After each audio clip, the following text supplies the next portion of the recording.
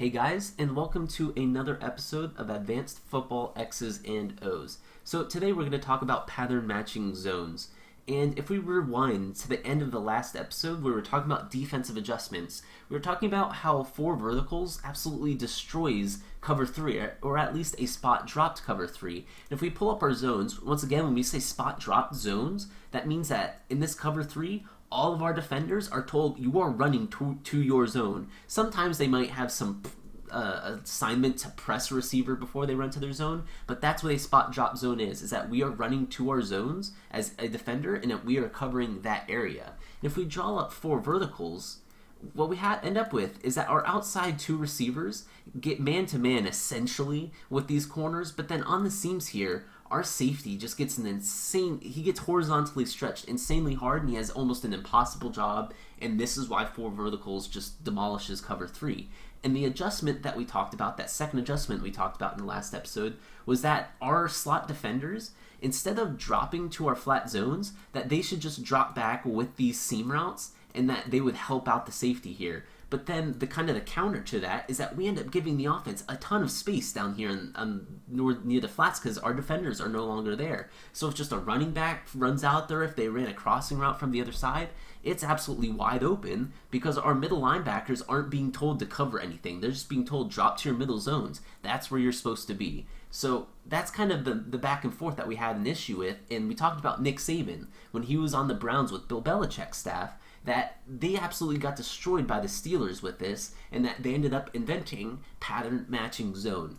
And pattern matching zone, kind of by a simple definition, is that based on the routes and releases by the receivers, our defenders will either end up in a zone defense or a man defense. So it's flexible. Based on the routes, we will either be in man or we will either be in zone. It's up to the offense what we end up in. So if we pull up kind of a good route combination here to do, what we're really talking about with Nick Saban's pattern matching zone on a very simple level is that our slot defenders are watching this route of their slot receivers. If the receiver is deep, then he's basically going to end up in man-to-man. And what they're taught to do, like on this left side here, this receiver stems deep more than 10 yards. He covers him man-to-man, and he gets underneath and outside of the route. The reason being is that he's not really concerned with covering him over the top deep. He's concerned with him underneath and to the outside. So that if this broke to the sideline, he'd already be there and he'd be good on it. He'd cover it.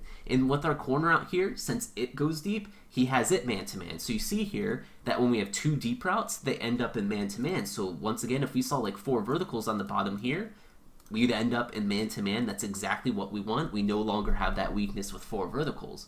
So on the right side of this play, on the top, we have a crossing route. So instantly, instead of this defender seeing he's deep, he sees him go short and on inside. He makes an under call to these 2 linebackers. And when he calls under, that means that he's just going to play a normal cover 3. He's going to play a curl of flat zone, and our receiver here is also probably going to end up doing the same thing, and we're going to basically end up in cover 3 on the right and then man on the left. But it gets a little bit more advanced than this because he made an undercall on this right side to these linebackers.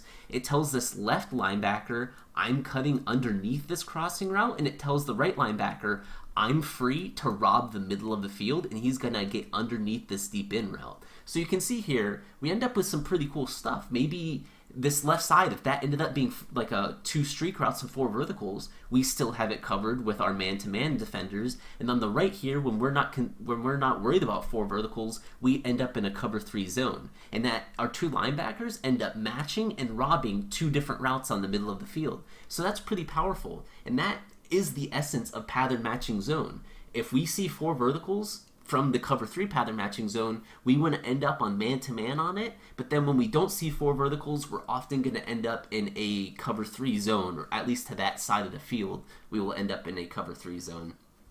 So the advantages of this, as I just said, is that we're no longer worried about 4 verticals. We can cover it very well out of this defense. Some disadvantages is that when we end up in man-to-man defense, we kind of lose the advantages of being in a zone defense, right? We no longer have our defenders staring at the quarterback, or at least most of them are no longer staring at the quarterback. We have issues rallying to the ball because if our defenders have their backs turned to the quarterback, we get some issues there.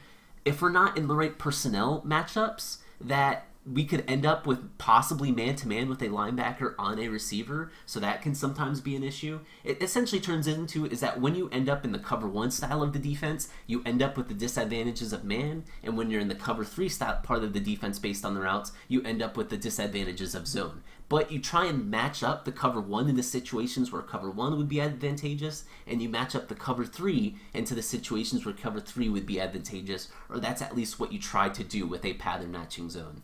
The last thing we're going to look at is actually a video of it.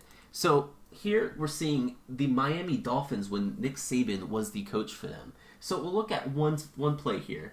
So once again, they're going to be in a pattern matching cover 3 zone. We see our safety on the right side here is going to walk down to replace the vacant defender here. And because he walks down on this side, his linebacker here will blitz, because this is from a 3-4 alignment, and that's where the rip/Liz comes in. Rip means that on the right side, the safety's going to come down and that linebacker could blitz, and then the Liz means the left safety will come down and the left linebacker will blitz. So there's 8 defenders here, one of them will blitz, and you will end up with 7 in coverage, which is a normal coverage. So let's see what happens here. Let's watch our bottom 2 receivers on the bottom of the field. What do we have? Both of them stem deep. Instantly, these 2 defenders know I'm man-to-man. Both of them are running deep.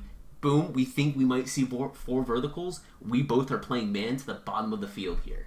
All right, so let's rewind it and let's watch the top of the field. Let's watch our top 2 receivers here. So what do we see? Let's look at this slot receiver, and he instantly runs in. So boom, that linebacker, do you see what he did? He instantly ran to the flat and he made an undercall to these linebackers. So we ended up in cover 3 to this side of the field. And then you can see what ends up happening. Our middle linebacker, the one closer to the crossing route, he ends up robbing the deep middle of the field in case some crossing route came deep in. And what did our other linebacker do? He cut underneath that crossing route. So there you go. You see how one side of the defense ended up in cover 3 and the other one ended up in man.